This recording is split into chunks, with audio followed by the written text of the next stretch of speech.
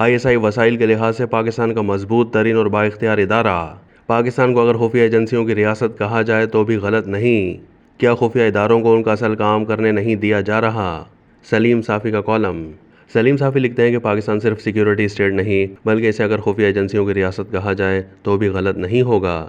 یہاں ISI جیسی خفیہ ایجنسی ہے جو وسائل کے لحاظ سے پاکستان کا مضبوط ترین اور بااختیار ادارہ ہے اور جس کا شمار دنیا کی بڑی اور بہترین خفیہ ایجنسیوں میں ہوتا ہے۔ یہاں IB یعنی انٹیلیجنس بیورو جیسی توانا اور باوسائل خفیہ ایجنسی بھی کام کر رہی ہے۔ اس کے کارندے نہ صرف کراچی تا چترال پھیلے ہوئے ہیں بلکہ بیرون ملک بھی اس کے کارندے کام کر رہے ہیں۔ یہاں فوج کے زیر سایہ MI یعنی ملٹری انٹیلیجنس بھی کام کر رہی ہے۔ اسی طرح ایئر فورس اور نیوی کا انٹیلیجنس کا اپنا ایک الگ نظام ہے۔ علاوہ ازیں ہر ہیڈ کوارٹر میں کور انٹیلیجنس کے نام سے بھی معلومات جمع کرنے کا الگ نظام ہے۔ صوبائی حکومت اور پولیس کو باخبر رکھنے کے لیے مرکز اور چاروں صوبوں میں اسپیشل برانچ کے نام سے خفیہ ادارے قائم ہیں اور ہزاروں کی تعداد میں افراد اس سے وابستہ رہتے ہیں۔ اسی طرح ہر بڑے ادارے میں انٹیلیجنس کے الگ ادارے کام کر رہے ہیں، مثلاً کسٹم انٹیلیجنس کا الگ محکمہ ہے۔ اسی طرح ANF کی مخبری کا الگ نظام ہے۔ پاکستان کے خفیہ ادارے اگرچہ ترقی یافتہ ممالک کے انٹیلیجنس اداروں کی طرح جدید ترین آلات سے لیس نہیں ہیں لیکن یہ تیسری دنیا کے اداروں کی طرح پسماندہ بھی نہیں ہے۔ پاکستان چونکہ سرد جنگ کے دنوں میں بھی فرنٹ لائن اسٹیٹ رہا ہے، اسی لیے امریکہ اور برطانیہ جیسے ممالک کے جاسوسی آلات تک نہ صرف ہمارے خفیہ اداروں کی رسائی ہو گئی ہے بلکہ انہیں یہ آلات میسر بھی آئے ہیں۔ لیکن ان سب کے باوجود ہم دیکھتے ہیں کہ ہمارے خفیہ ادارے ملک میں امن و امان کی فضا کو برقرار رکھنے اور جرائم پیشہ عناصر سے نمٹنے میں یکسر ناکام واقع ہوئے ہیں۔ خیبر پختونخوا تا کراچی دہشت گرد دندناتے پھر رہے ہیں، خود کچھ دھماکے روز کا معمول بن گئے ہیں۔ مذکورہ ادارے موجود اور سرگرم عمل تھے لیکن ان کے ہوتے ہوئے جنوبی وزیرستان کی یہ اور سوات کی وہ حالت ہو گئی۔ قبائلی علاقوں کی ابتر صورتحال ہو یا پھر خیبر پختونخوا میں امن و امان کی بگڑتی ہوئی صورتحال، کراچی میں بدامنی ہو یا پھر کوئٹہ میں دہشت گردی کی واردات، ہر جگہ ہمارے حکمرانی عذر پیش کرتے رہتے ہیں کہ ان میں رو اور دیگر ممالک کے خفیہ ادارے ملوث ہیں۔ لیکن سوال یہ ہے کہ جب رو جیسے اداروں کے اہلکار ہندوستان سے اگر ہماری سرزمین پر اپنے لیے کارندے تیار کر رہے ہیں تو ہماری خفیہ ایجنسیاں اپنے ہی ملک میں ان کا راستہ کیوں نہیں روک سکتی؟ ایسا ہرگز نہیں کہ ہماری خفیہ ایجنسیوں کے اہلکار نااہل یا پھر نان پروفیشنل ہیں۔ ان اداروں نے ماضی میں سوویت یونین کے KGB، ہندوستان کی رو اور اسرائیل کی موساد جیسی خفیہ ایجنسیوں کا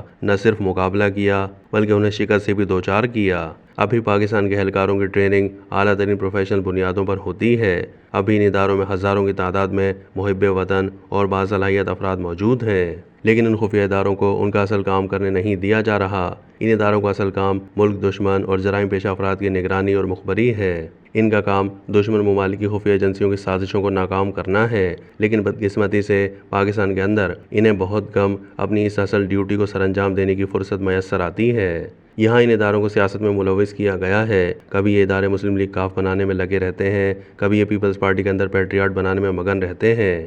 کہیں انہیں ریفرنڈم کرانا اور اس میں حکومت پر قابض شخصیت کو کامیاب کرانا ہوتا ہے تو کبھی انہیں انتخابات میں بعض جماعتوں کو کامیاب کروانے اور بعض کو ناکام کروانے کی ذمہ داری سونپی جاتی ہے اور ماشاءاللہ یہ تمام فرائض ہمارے یہ ادارے بخوبی انجام دیتے رہتے ہیں۔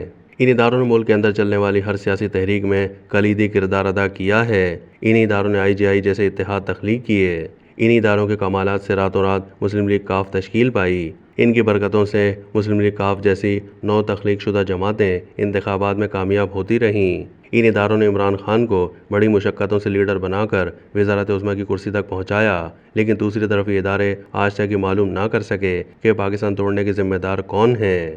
جنرل ضیاء الحق اور ان کے ساتھ طیارے میں سوار دیگر جنرلوں کا قاتل کون ہے؟ بے نظیر بھٹو کو کس نے قتل کیا اور مرتضیٰ بھٹو کس کے اشارے پر کس کی گولی کا نشانہ بنے؟ اسامہ بن لادن کیسے ایبٹ آباد میں رہ رہے تھے؟ یا پھر شاید ان اداروں نے معلوم کیا ہوگا لیکن ان تحقیقات کو قوم کے سامنے نہیں لایا جا رہا۔ عرض یہ ہے کہ ہماری انٹیلیجنس ایجنسیاں کسی بھی حوالے سے کسی سے کم نہیں ہیں۔ ان کے بعض لوگوں نے قربانیوں کی بھی لازوال داستانیں رقم کیں۔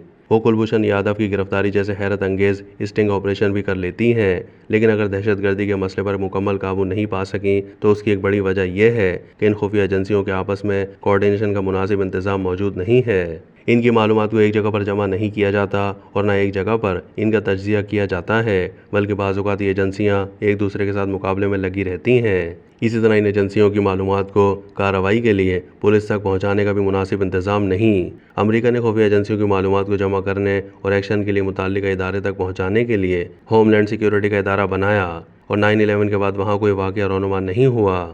پاکستان میں اس غرض کے لیے نیکٹا بنایا گیا تھا، لیکن خفیہ ایجنسیاں اس کی بالادستی ماننے کے لیے تیار نہیں۔ اس لیے یا تو نیکٹا کو ہوم لینڈ سیکیورٹی کے طرز پر طاقتور اور باوسائل بنا دینا چاہیے، یا پھر خفیہ ایجنسیوں اور قانون نافذ کرنے والے اداروں کے مابین کوارڈینیشن کو بہتر بنانے کے لیے کوئی متبادل انتظام کرنا چاہیے، تاکہ ان ایجنسیوں کی کاوشوں کا قوم کو مناسب فائدہ بھی پہنچے۔